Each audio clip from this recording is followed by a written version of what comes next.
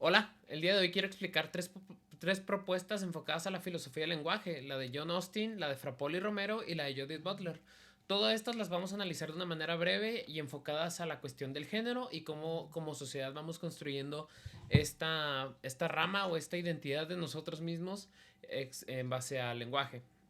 Para poder llegar a esto, primero tenemos que explicar las tres teorías. Entonces, voy a empezar por la de John Austin. Él rompe con la idea tradicional de que el lenguaje se limita a describir el mundo. Él propone que hay ciertos enunciados que nos informan sobre la realidad, pero también la determinan. Es decir, por ejemplo, cuando un médico le da el carácter de mujer o de niña, no simplemente está describiendo lo que él ve a través de un ultrasonido o una imagenología o incluso cuando ya tiene al infante en sus manos, sino que también lo está condicionando a ciertas características que nosotros como sociedad le hemos dado al rol femenino.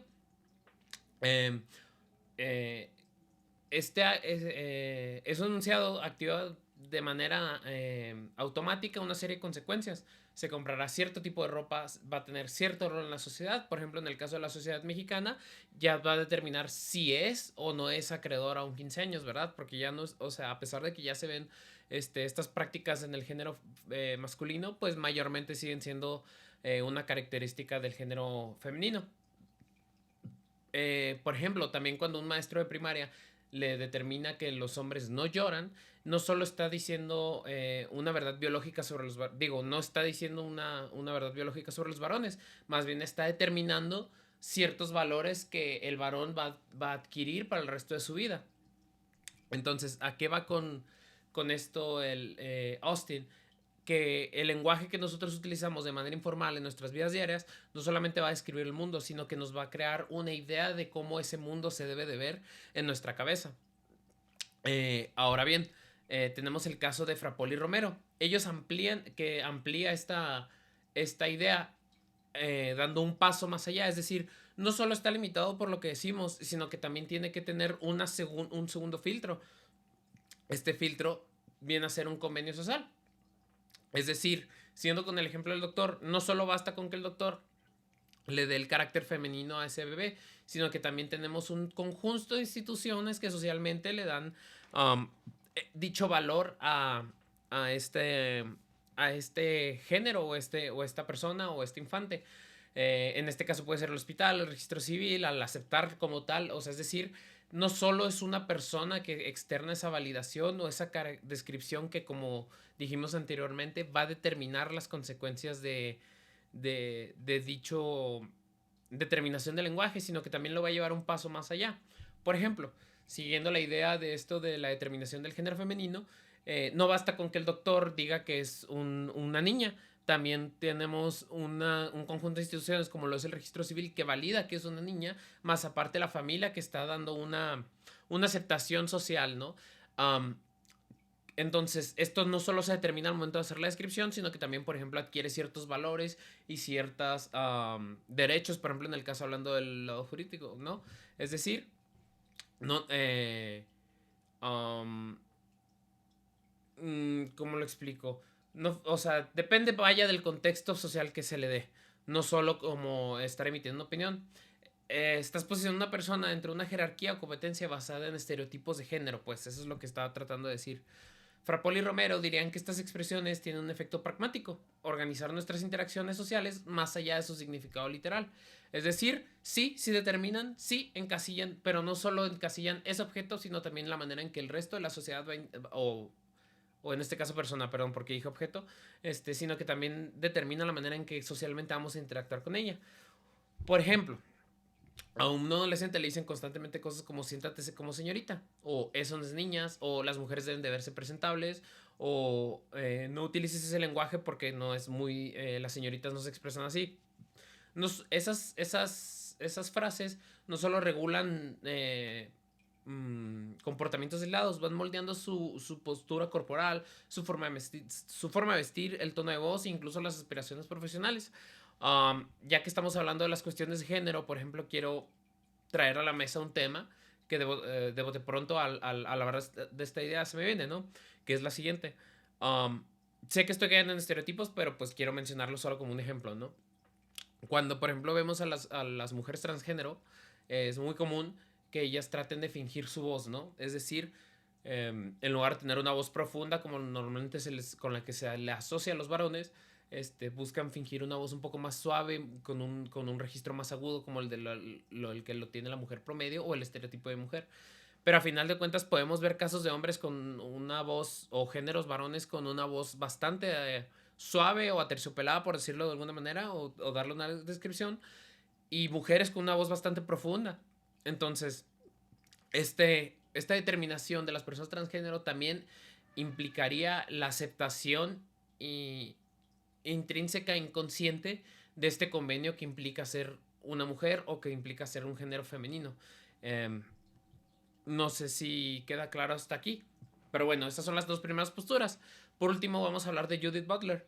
Ella retoma la teoría de los actos de los que hablan Austin y los lleva un poquito más lejos. Ella sostiene que el género no es simplemente algo que expresamos mediante el lenguaje, sino algo que se produce a través de la repetición constante de normas sociales, como lo dije anteriormente. Por ejemplo, cuando a un adolescente le dicen constantemente siente como niña, bla, bla, bla, eso. Otro ejemplo muy claro ocurre cuando un hombre decide usar una falda en público y le dicen que eso no es de hombres. Esa frase no describe una realidad objetiva sobre las faldas, porque por ejemplo tomemos el caso de sociedades como la celta, donde el uso de faldas era muy común, o el caso de los taparrabos, ¿no? Que básicamente viene a ser una falda. Eh, Eso no describe una realidad objetiva, funciona como una sanción que busca corregir su comportamiento para que encaje entre las normas de género aceptadas, volvemos al mismo. Eh, en cuanto a las similitudes de los tres enfoques, los tres coinciden en que el lenguaje no solo transmite información, sino que tiene efectos reales en la organización de la vida social. Sin embargo, difieren en el alcance de esta idea. Es decir, la diferencia no es en hacia dónde se dirige el lenguaje, porque los tres coinciden en que determina cosas en nuestra realidad, sino que unos sostienen que simplemente con la idea de mencionarlo vas a cambiar, otros que depende de normas sociales y el último que depende de la repetición constante, no solo de las normas sociales. También, de cierta forma, yo diría que Judith no se mete tanto de este tema, pero pues sí, básicamente está hablando de la ética de nuestros tiempos, ¿no? Bueno, del tiempo que se encuentra en este momento. ¿A qué me refiero con todo esto? Um, el lenguaje va a responder a la ética social, es decir, como sociedad hemos ido aceptando o modificando o repeliendo ciertas normas o ciertos comportamientos de los géneros. Por ejemplo, si la frase como es niña, que determina un doctor, que es lo que hemos utilizado de ejemplo, fuera aplicada, no sé, en los años 1700, implicaría que la mujer no tiene voz ni voto, que no puede participar en votaciones públicas. Sin embargo, hoy, 2026, 2025, 2024, por poner un ejemplo, ya implica que puedes votar. Eso está sobre la mesa. ¿Sí me explico? Entonces, aparte o sea, bueno, no aparte, pero aunado a la parte de la repetición está la parte de la ética social. Cómo los valores de la sociedad en ese momento y lo que determina como algo de peso o algo que determina el rol, vaya, va determinando las condiciones que va a aceptar ese rol. A eso me refiero. O sea, es decir, sí, es una niña, pero ¿qué implica ser una niña? Sí, es un varón, pero ¿qué implica ser un varón en esos tiempos? Es evidente que conforme vaya pasando el tiempo y vaya modificándose la ética, esto va a ir cambiando. Por ejemplo, supongamos que en algún momento, por poner un tema así sobre la mesa para que se quede como mejor ejemplificado este tema, decíamos que, no sé, en 100 años, en 2126, todos los hombres deben de cambiar su dedo índice por uno robótico.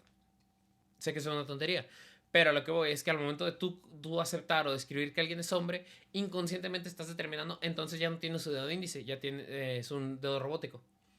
Sé que suena como un ejemplo un poco burdo, un poco tonto, pero así de profunda llega la ejemplificación que nos propone el autor. ¿Por qué? Porque cuando ya algo ya es parte de la ética social, entonces es un convenio generalizado que determina el género y qué características va a tener. Es decir, ahorita vivimos en una sociedad que determina que el hombre, el varón, no llora, que debe ser fuerte físicamente. Mm, Personalmente dándome cuenta que que tiene que ser como estoico, que nada lo mueve, que él debe de proveer. Y pues la realidad es que no, son cosas que aún no, o sea, sí están determinadas en este momento, pero no tienen por qué ser inamovibles, ¿no? O sea, podrían ser cosas que vayan cambiando.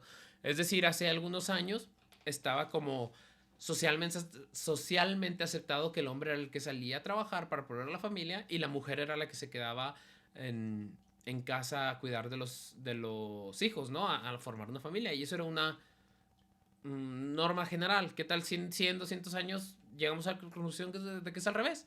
De que es mejor que la mujer salga a trabajar y que el hombre se quede en casa. Entonces, cuando te encasillan o te determinan con una frase como es un varón, entonces estás determinado a quedarte en casa. Eso es lo que básicamente proponen los autores. La única diferencia es el alcance donde esto llega. Sí, o sea, perdón, para Austin solo se quedaría con el lenguaje lo va a determinar. Para Fropol y Romero se quedaría en, tiene que haber instituciones que aparte de que tú lo encasilles, tendrían que estas instituciones o estos convenios sociales darte la validación de esa declaración que estás haciendo.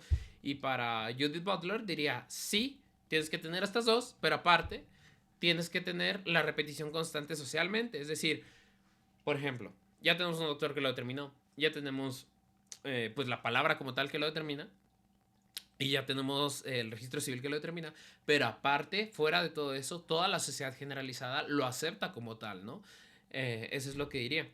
En conclusión, estos tres autores nos permiten pensar que el género no es como una esencia natural, sino como un efecto ligado a las prácticas lingüísticas que se repiten y se legitiman y se vigilan socialmente. Es decir, sí, el género sí está determinado por una parte